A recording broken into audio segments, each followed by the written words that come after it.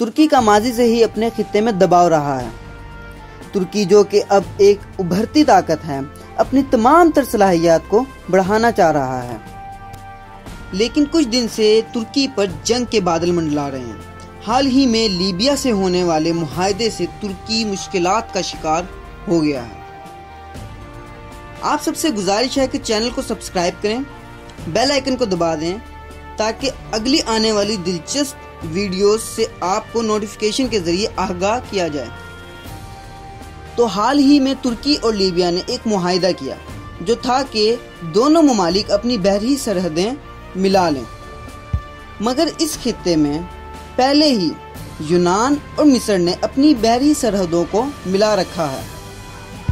ترکی اور لیبیا کی بحری سرحدیں یونان اور مصر کی بحری سرحدوں سے ہو کر کے گزرتی ہیں، جیسا کہ آپ اس میپ میں دیکھ رہے ہیں۔ ترکی اس لیے یہ قدم اٹھا رہا ہے کیونکہ اس سمندری خطے میں تیل اور قدرتی گیس کے بہت زیادہ ذخائر موجود ہیں۔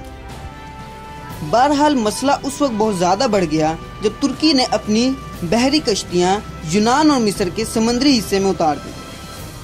یونان کی طرف سے سخت موقف آیا ہے کہ یہ حصہ یونان کی ملکیت ہے، اگر ترکی کچھ کرنا چاہتا بھی ہے تو یونان سے پہلے اجازت لی جائے۔ دوسری طرف فرانس نے بھی یونان کا ساتھ دینے پر حامی بھری اور سخت موقف اپناتے ہوئے ترکی کو سمندری حدود چھوڑنے کا کہا۔ ترکی اور یونان نیٹو، ای یو اور یونائٹڈ نیشن کا حصہ ہیں۔ نیٹو اور ای یو کا کہنا ہے کہ ترکی اور یونان کو بیٹھ کر بات چیت کر کے مسئلہ حل کر لینا چاہیے، مگر ترکی اور یونان کی بحری فوجیں ایک دوسرے کے اتنے قریب آ چکی ہیں کہ یہ جنگ کبھی بھی ہو سکتی ہے۔ جہاں تک بات ہے پاکستان کی، تو پاکستان اور ترکی کے ماضی سے ہی بہت اچھے تعلقات رہے ہیں۔ ترکی ماضی میں کشمیر کا مسئلہ لے کر کے پاکستان کے موقف کا ساتھ دیتا رہا ہے۔ ہو سکتا ہے اگر جنگ ہوتی ہے تو پاکستان ترکی کا ساتھ دے۔